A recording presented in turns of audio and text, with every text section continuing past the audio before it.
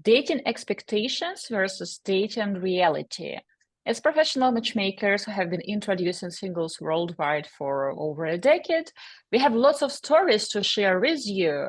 Mainly, I want to focus today on stories about men who felt reluctant to go on certain dates because they believed these women were not their type, they didn't feel initial attraction, and then these same dates led to engagements, weddings, and happily ever after.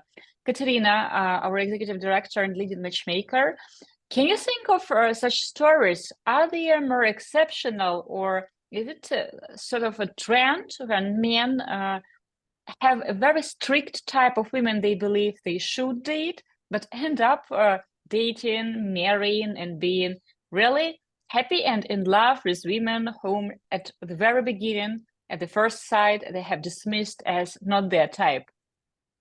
Yes, I should say that it happens in our experience, and unfortunately, these cases are not so rare, and it really happens. Why, unfortunately? Fortunately, people find love.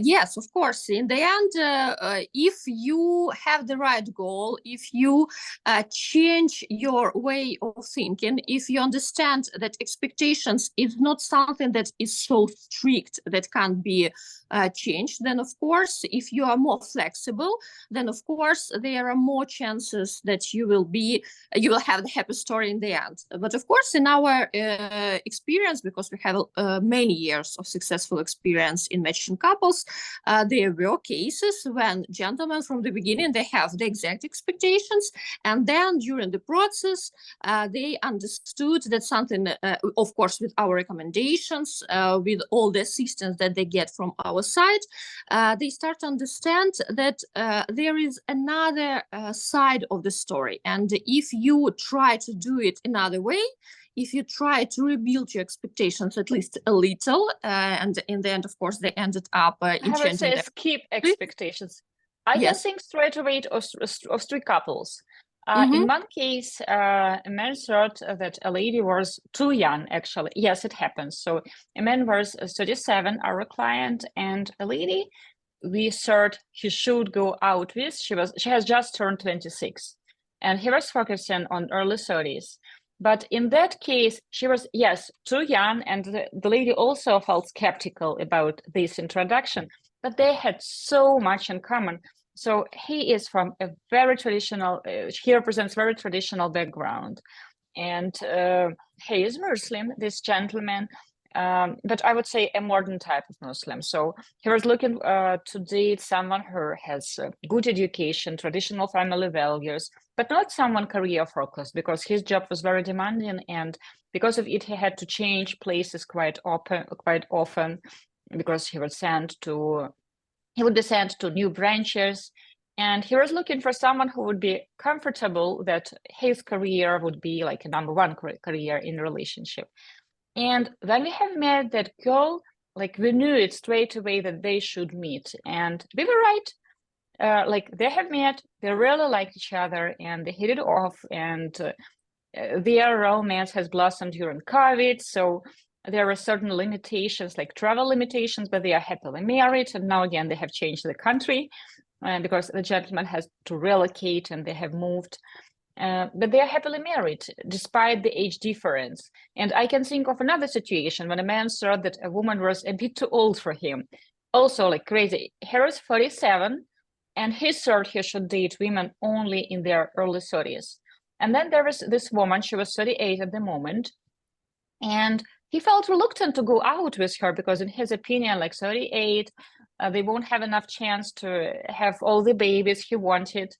And despite all these starts and prejudices, we have convinced him to go out and to be actually open-minded. And you know what? They liked each other so much, and they have managed to have 2 kids. So everything worked well for that couple.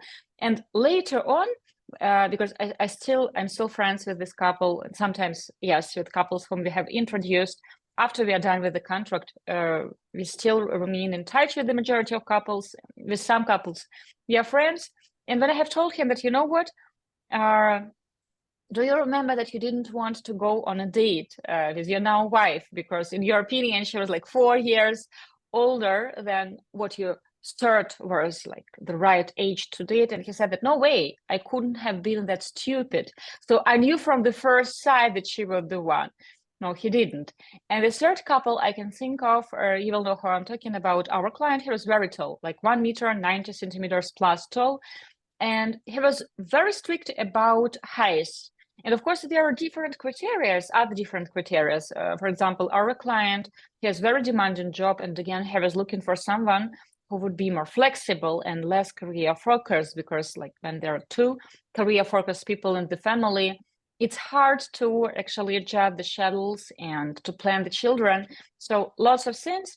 And we had this girl, and she was, I think, 5 centimeters shorter than what he claimed was like minimum height for him to feel attraction. And again, after the first date, like the whole office, we had to convince him that, but you liked her. Oh, but she's short. But you liked her. You had such a good time on the date. No, she's short. And later on, after they got engaged, when I have reminded him, he was like, no way, I like her. It was love at the first sight. So I saw her and I knew she was the one. No, it took myself, Katerina, our psychologist, Alessia, and the full office of people to convince him to go out with that woman again on the second date. And now they're happily married, they are in love, beautiful couple. So I straight ahead, I could think of 3 examples like that. Maybe you can add more. I wanted to add that you have just spoken about good examples. So people who changed their view of expectations, and that's why their story became successful. But let's be honest, sometimes we face with guys who don't want to change their expectations, and usually they end up empty-handed. So if we communicate with them, if we try to convince them, give them recommendations based on our experience, that there is something that they need to work on in their dating strategy. Not so often these people want to hear other people, unfortunately.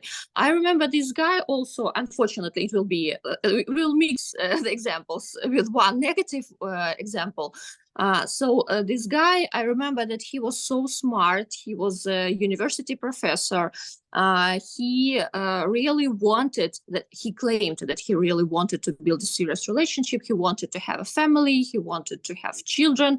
So it looked from the first sight that he came with good intentions, with positive intentions, and he behaved like a very smart person. So we expected that no coaching will be needed there, and his expectations will be as realistic as he claimed from the beginning. And usually there's a sign that he will require lots of coaching and assistance. Yes. And when he started going on dates, we saw that that strict portrait that he has painted in his imagination, we can't move it, we can't influence on it anyhow. So we saw that after the dates, he repeats almost the same phrases. And we understood, we saw that this portrait, his expectations are so fixed. What were the phrases, Katerina? So that we have to be from the similar sphere of work. We have to have so much in common. Our topics, they should be so much in common when we communicate, that I will feel it. I will feel that this is my person. So this, I'm expecting to have this chemistry on a date. I will see that this is my woman. So it's one of most popular, I would say, expectation, that I will feel this chemistry from the first minutes of communication. I will see that this is my person. I will feel it. And usually men, they are sitting and waiting for this chemistry to happen. And like I said in the beginning, it was a very smart guy. He was a university professor. He he read so many books in his life. He had so many studies. He finished one of the best universities. So it is a smart person. We are not talking about someone who is, whose imagination full of standards and cliches.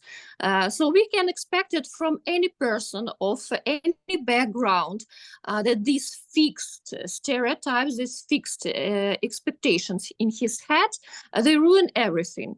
And so this guy, I would say that two of ladies whom he dated, they really liked him. They wanted to continue their communication.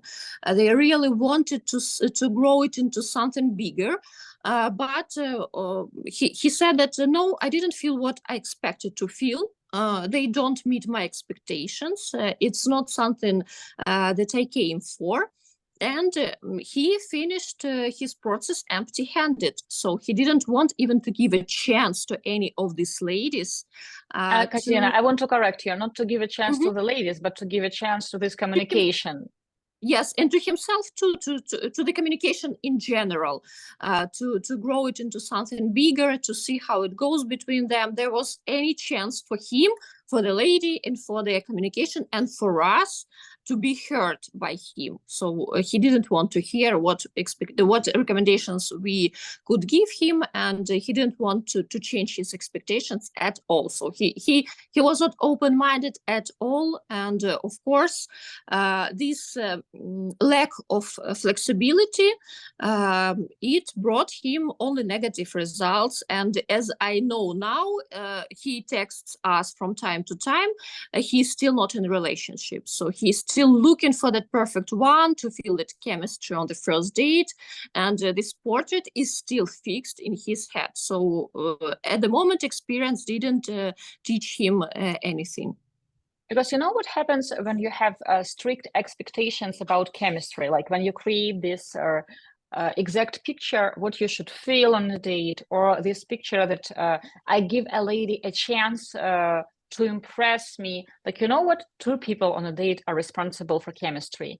And if you go out on a date with this attitude that, you know what, I want to feel impressed, and I want to feel this chemistry that will appear out of thin air, you kind of distance yourself from your date, because right now you're not an active participant of the date. You're like in the jury of a show, and you wait to see how your partner will entertain you. And after that, you will judge if you were entertained enough. And of course, this attitude, it doesn't create chemistry, because you know what, you're not flirting. You're kind of assessing, you're like making judgments. If I will ask her questions and I will watch her reaction. But your partner, she also wants to feel this chemistry. And when you put yourself in this position, that position of power, that you're the one deciding whether she is good enough or not good enough, you don't try to flirt with her, you don't try to build this communication, build a connection to get to know the other party better and to be liked by the other party. Chemistry won't appear. You do the opposite to make chemistry happen. And in his case, like this very strict ideas, it doesn't matter if your scientific research were in the same field, even if they were in the same field. But for example, your attitude to money, romance, to relationship, to gender roles, to religion do not align. It doesn't matter. You are not actually hiring that woman to be at your faculty, and this is why you need someone who did research in that field. So of course, his attitude has ruined the process for him, because he went out on dates like many other guys with these expectations that chemistry will just happen. And right now, I will be the one who will make up my mind at the end of the date if she was entertaining me properly, if I felt anything. This position, it's very juvenile, and many people like it because it is passive. I'm not responsible for anything. I'm not responsible for the sparkle, for butterflies in the stomach. It will just magically happen, or my date is responsible for it. So, and you're just passively waiting. If there is no chemistry, such people, they don't think that why there is no chemistry. Did I do enough to make this chemistry happen? Did I actually flirt with the lady? Did I compliment her? did I try to build this communication and establish a connection? Usually the answer is no. I was just passively waiting.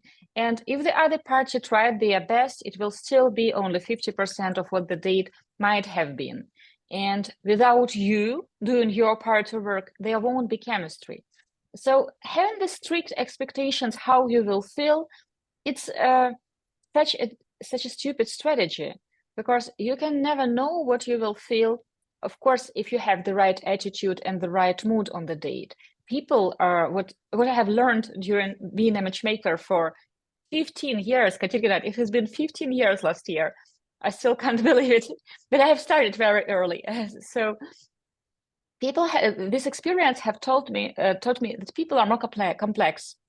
And after talking to someone for just 40 minutes, you can't really tell if she is like smart, romantic, good enough, not good enough. It's simply not enough. And when you try to label people as she is good enough, not good enough, that's a very shallow and kind of stupid approach, because people are more complex and you have to spend more time. You have to go at least on 3 dates to see if there can be chemistry, like quality chemistry.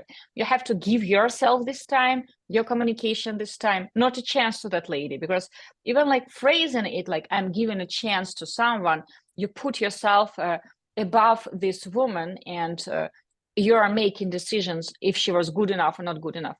No, it takes two to make chemistry happen. And if it is not happening, you go out on 1, 2, 3, 4, or 5 dates. Either your picker is really broken, or you don't know how to build communication and chemistry. You are the problem, not the ladies. Sometimes people go further, and not only after the first date they're saying that she's not my type or she's my type. Sometimes they're doing it just by photos or by looking that's crazy. Yes, about the person. So it's one of our favorite when a client, when we show him a potential match, an interested lady that match his criteria of the search, that was pre-selected, that has the same life values, same goals. And when we show this profile, the guy is watching it, and in 30 minutes, he is giving us an answer that she's not my type. So this is the craziest thing, how you could understand by the photos, by information about this lady, that she is not your type. Be honest with yourself and with us. You're not physically attracted to these exact picture. Photos. Yes. Not woman, to a picture. You don't find picture attractive enough. Yes, to the photo. So you are looking for a better photo. You're not looking for another person. You're looking for a better photo, because from these several photos, it's impossible to understand that she's your type or she's not your type. You just didn't like this photo shoot. Let's be honest. So you are choosing a person. You are claiming that you want to build something serious in your life, that you want to change your life. You want to have family and children. And in the end, we understand that you're looking for a perfect photo shoot. So really, it's really worth it. So you are in a search, you're waiting to meet the right person. You already started to do some action. So you hired a team of professionals who is working in your interests, who is pre-selecting ladies, interviewing them. They make search for you. To understand that you're looking for the perfect photo shoot, and this perfect phrases in the profile. Or for a person who photographs well, because some people photograph well, others don't. Katerina, when you were talking, I was thinking that it reminds me of choosing a house by picture or an apartment. Of course, you can read basic information about house or apartment, for example, square meters, location, the number of bathrooms, and you can tell it for my life situation, like 1 bathroom is not enough, or 3 bedrooms, it's way too much. Yes, you can read the age, for example, the fact that she has kids, but that's it. You can't actually get a feeling without going to that house or to that apartment, working in the neighborhood, talking to the neighbors, because on paper it can look perfect. But once you go there, you can find out that, you know what, there is actually a construction work even right by that building, and you understand that it is going to be loud. So you can't tell by a picture or a few phrases. Like, for example, my coaching clients, when they meet someone on Tinder, they tell that, oh, he's boring. Why? Because he has texted you hello? You were bored by hello? Does it have something to do with your attitude, perhaps? Because, well, and what did you expect him to text you? Like the novel? What did you want to see in that message? It's just the hello. He's as nervous as you are. And till you meet in person, like coffee date, dinner date, lunch date, you can't really know if you could establish chemistry.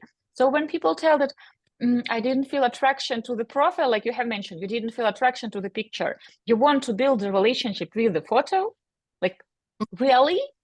Like one man told us that, I can't imagine her being the mother of our future children. You didn't even go out with her on the first date. There is a strong chance, yes, there is always like a 50-50 chance that you won't like each other in person, or attraction would be one-sided, but you can't tell it till you meet in person. Yes, it's absolutely insane. And especially some people, they go further and they can say that I feel from this profile that this person is not kind. Oh, why? Because what? Because she doesn't wear pink on her pictures. Yes, and if you're talking about entertaining another person on a date, I'm sure you also remember this example of a very young gentleman. He was our client, and he went on dates with this expectation of being entertained by someone.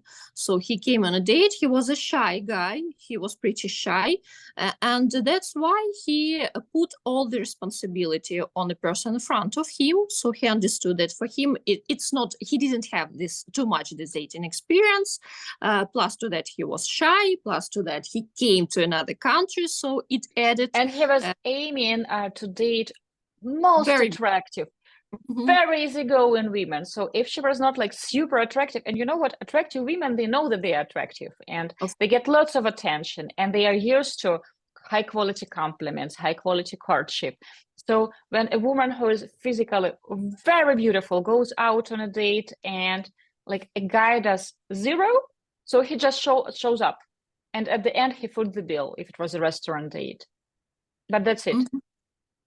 Yeah, so of course, this lady after the date, we will expect it that she will say that I did all communication on this date. I'm not interested to go on the second date because I'm tired. I feel emotionally tired after the first date. I can't even imagine that the second date will be the same, and I will tell all the stories. I will bring up all the topics. I will do all the jokes, and the guy in front of me, and on the level of attractiveness, she is way more attractive than he is, way more outspoken. So she's fluent in a few languages like English, her mother tongue, and she's very easygoing. So he was aiming for exact looks, and the attitude was that I have showed up, it should be enough. But you have to remember that this lady, she got used to another scenario. It is for her is enough to show up on a date if she's very beautiful. I assume if, of course, beauty it's not enough, and sometimes women, they also show up on a date and they wear this crown that here I am, beautiful, entertain me. Of course, if I assume if Jared Leto showed up on a date, women would be entertaining him, smiling, doing their best, because you know this attraction of fame, power of money, and Jared Leto is a handsome guy. He just turned, I don't remember, 53 or 54. Like 50. He really ages like fine wine. But anyway, beauty is not enough. Showing up and being male is not enough, regardless if you are dating in Europe or you're dating in States. And we are not talking even about your expectations here. The expectations of this guy, they were just unrealistic. He wanted to meet a lady with a model looks, very beautiful, very attractive, very easygoing, very so bubbling, and he expected to meet only these ladies. But what he could do to balance it, he couldn't keep the attention. So we got him the dates. He was not a bad looking guy, no, but he was not exceptionally handsome. And he was not exceptionally handsome. He lacked in communicating skills, flirting skills. He didn't have the most like bubbly, charismatic personality, so of course it was not enough. I was thinking about a few men who wanted to date women who, for example, don't have kids, but these men were fathers and they had children. And during the date, they have actually learned that we had it right. So you have to bond on certain experiences. And if you have two younger children and you start talking to a woman who doesn't have this experience, it will be very hard for you to bond on this level. I'm not speaking right now that if you're a single father and you're dating a woman who doesn't have children, you won't be able to establish this connection. Maybe you will have lots of other spheres where you can bond. But very often when a man starts talking about his children, his decisions, or certain life circumstances, a woman who didn't have same experiences, it's hard for her to understand his position. And I have seen it with numerous clients that have changed their mind, luckily for them. And they said that, you know, Svetlana, you are right. When I'm meeting a woman who went through same experiences, then we have this in common. Same applies to, for example, divorced people, or we had this couple, a gentleman, he was a widow, and we have introduced him to a lady. She was also a widow. I'm not claiming right now that widows have to date only widows, but I think they have bonded partly because they had very similar experiences in their lives. Yes, I agree with you. And, also we have to say that not only the cases when we had the cases when a gentleman who has children, he ended up with a lady who has children too, but also we had cases when a gentleman, he didn't have children and he built relationship with a lady with a child. I know that it's a very painful topic, especially, I don't know why, but for American guys that dating a single mother, I don't know why, it's like a red flag. It's different. It's different in Europe because for many guys, for example, he is 40 or he is 45 and he doesn't have this experience of living with the woman, being married. So he dated, he had girlfriends, but he never had like a family experience. And a woman who has been married, she went through marriage, divorce, she has a child. By her level of maturity, she has such a way higher level of maturity than this guy, and it can benefit them. It can benefit this relationship because sometimes she can close her eyes on some juvenile things this guy say or do because he didn't have these experiences. I'm not telling right now that you're like 45, you only have to aim for a single mother. No. But in many cases, for many men, her experience of being in a relationship, going through a divorce, it made her sometimes more humble, sometimes more down to earth, definitely smarter, because, you know, like she went through this experience. And right now, for example, she doesn't glamorize marriage so much or romanticize marriage so much, because sometimes women who haven't been married and men who haven't been married, they romanticize marriage way too much. For them, it's something like magical with unicorns, with sparkles. They dream about this romantic wedding, but not about things that will happen after the wedding. And people who have been married, they got divorced for whatever reason. They survived it. And you know what? The planet hasn't stopped spinning. Yes. They have learned from these mistakes, and now she knows that it's not important if he is like over 1 meter and 90 centimeters tall, like her ex-husband was like that. What matters is like their attitude to money, or for example, attitude to a relationship, desire to build this relationship, like care, mutual respect, many other aspects. So when men tell that, oh, I'm 50 and I want to date someone never married, only in my age group, very often there is a reason why a person has never been married.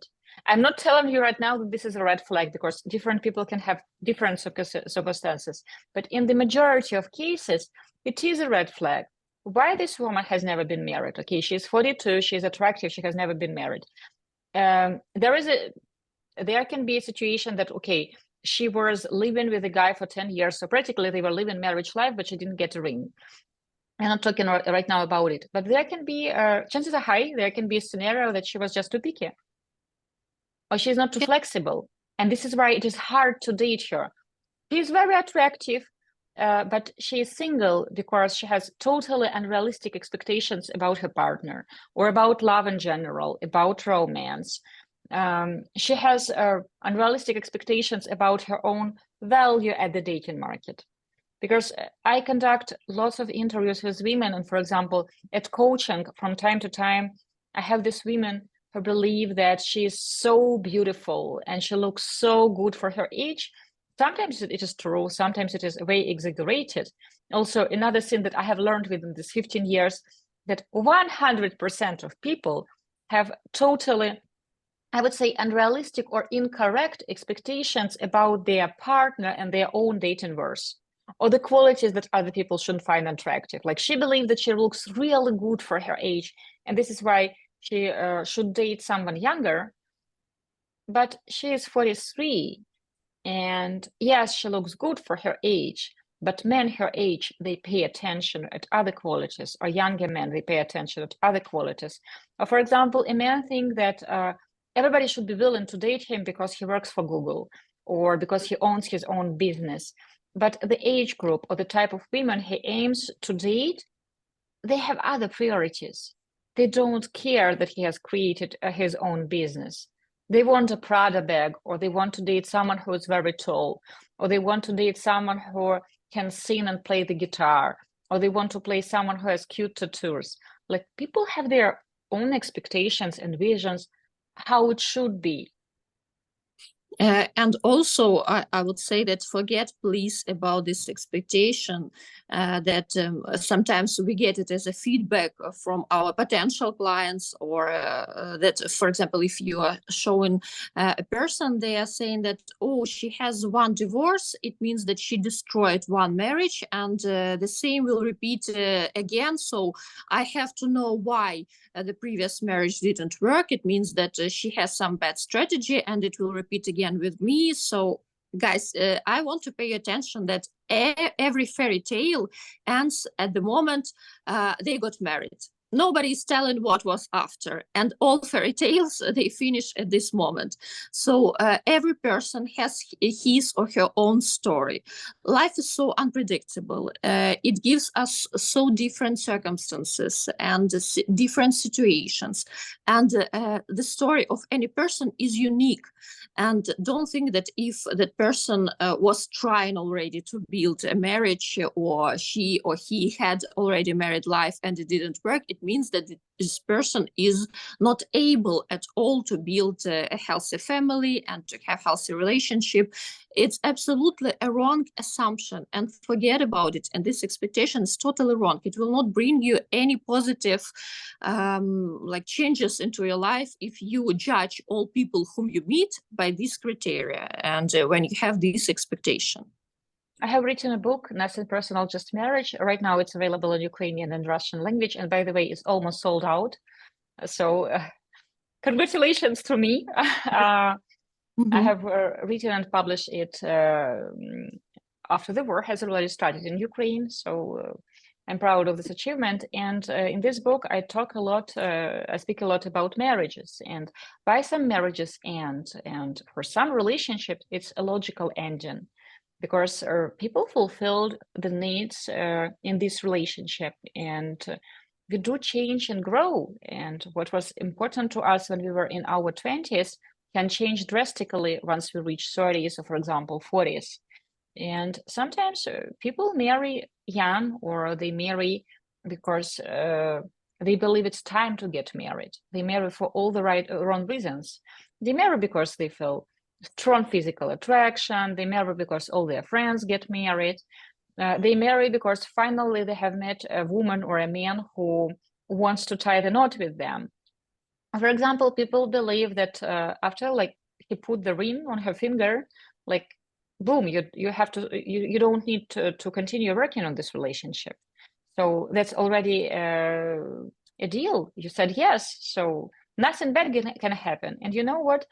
Like having kids, relocating, changing jobs, all these stressful situations, they will influence your relationship if you don't navigate and build this relationship in a smart way.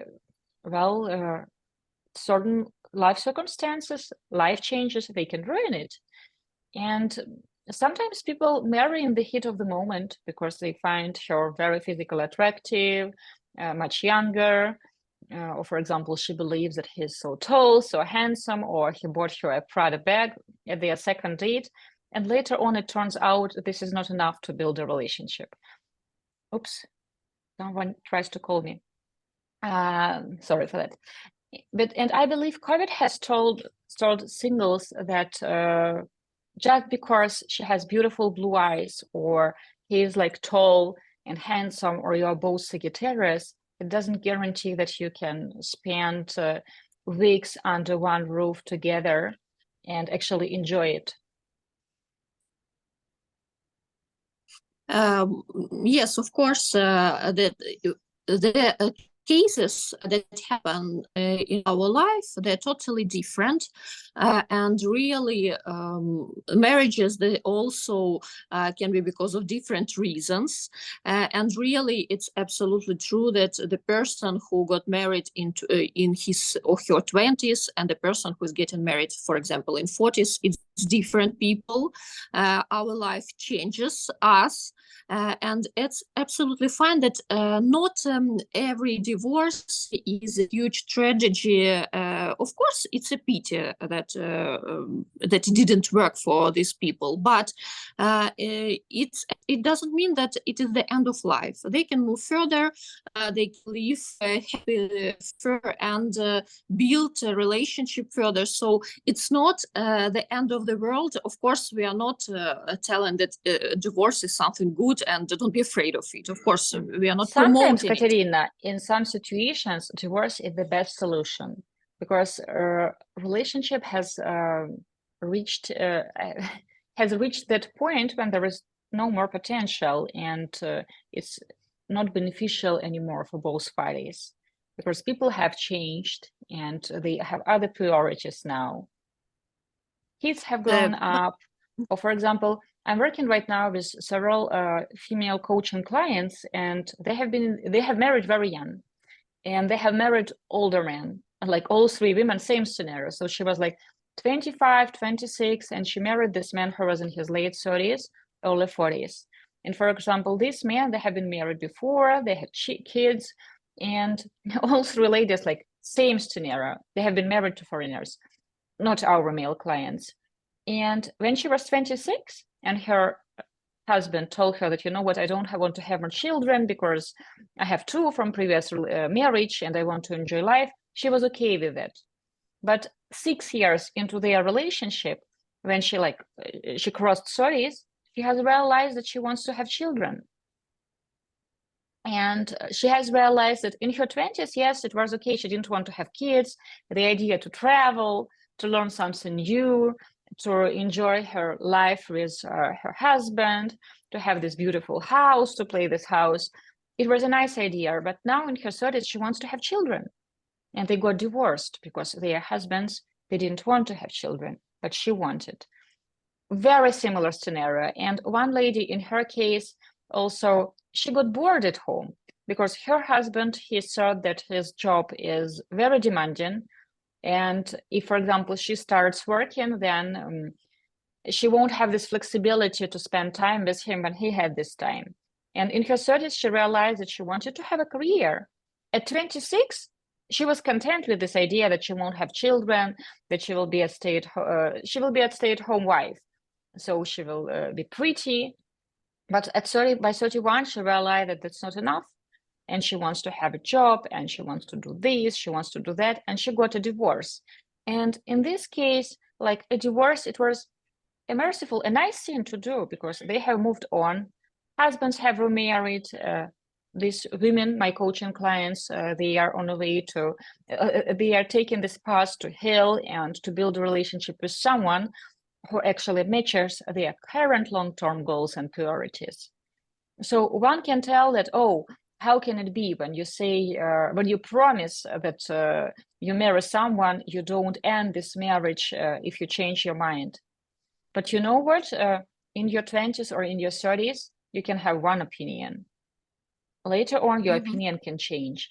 And I always say it about relationships with age differences that are bigger than like 10 years. It's always tricky.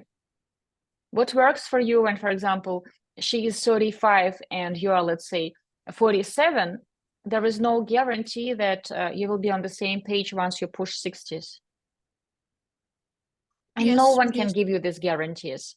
Yes, it is risky in a way, but you can have 10 years, enjoyable years, and then you can move on. Luckily, we didn't face any divorces among our clients, like whom we have matched, and it has been 15 years. So 15 years that we have been introducing clients, we didn't face a single divorce that we know of. We have created over 150 marriages. But again, I can't say that I can give guarantee that it will never happen. Nobody can give this guarantee. Different life circumstances, different situations, and it is important when you try to date someone new to think long term, especially if you want to build this relationship to the level of marriage. Think long term, not about initial attraction that you feel right now.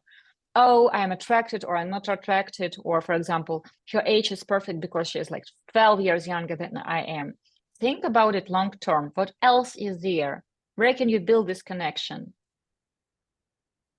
Yes, and build the right expectations is from the beginning. It's one of the main thoughts that we wanted to say in this video is that the way you build your expectations in the beginning, the way of the level of your flexibility will influence on how your searching process will go and how successful it will be in the end. So you have to remember that.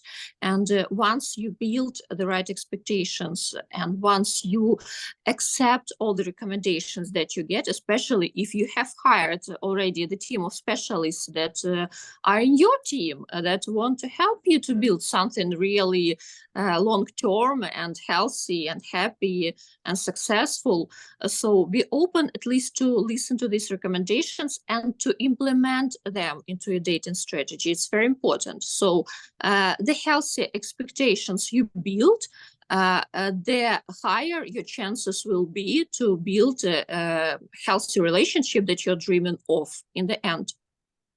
I totally agree with you. And at the end of this video, because it's getting quite long, I want to tell that sometimes men tell that, you know what, I don't have a problem to attract much younger women, or I don't have a problem to get dates, or it's easy for me to date hot women, but I want to date the best. If it was really not a problem for you to build a quality connection and to expand it to the level of a relationship, you wouldn't be talking to us. You would have been happily married or in a happy relationship for 10 plus years already. But the fact that you have been dating younger women like for 15 years, well, you have been dating them for how long? Like 6 months, 7 months, like this stage of candies and flowers, early stage, when everything is new and exciting and you don't pay attention and your date doesn't pay attention yet to the differences and like the weaknesses that all of us have, that doesn't make you smart about dating choices. Like getting a date and going out, it's not that hard. If you have decent pictures and you have Tinder, you can do that. What is hard is to actually build chemistry, build a connection, and get second, third dates, and build a relationship that will last over a year, a quality relationship. Because getting like 20 first dates, that's not hard. Yes, you should remember about your main goals, to have as much dates as you can, or to build a long-term relationship. So it's important. Think from the beginning about your main goal, why you're doing it, why you want to meet someone. And then, of course, build your dating strategy based on that. I want to wish everybody luck. My name is Svetlana Mucha. I'm the founder and leading matchmaker at Diolli.com. I haven't introduced myself formally. Of course, right now is the moment to press like to this video. If you have managed to watch it till the end, please write to us in the comments below that, hey, ladies, I have watched it till the end. Also, I encourage you to check our podcast. We have podcasts on SoundCloud. And of course, if you want to learn more about our matchmaking program or coaching program, you can apply for a complimentary consultation. There will be a link to the form you should fill in, or you can email us at Katerina@Diolli.com or Svetlana@Diolli.com. Don't forget to subscribe to this channel to get notifications about all the content that we create for you. And also consider becoming a sponsor. You can support our channel and also get access to additional videos that we film exclusively for Diolli.com friends, Diolli.com family, Diolli.com lovers. There is a link below this video to support our channel and to become a sponsor. And we want to wish you lots of love. Goodbye.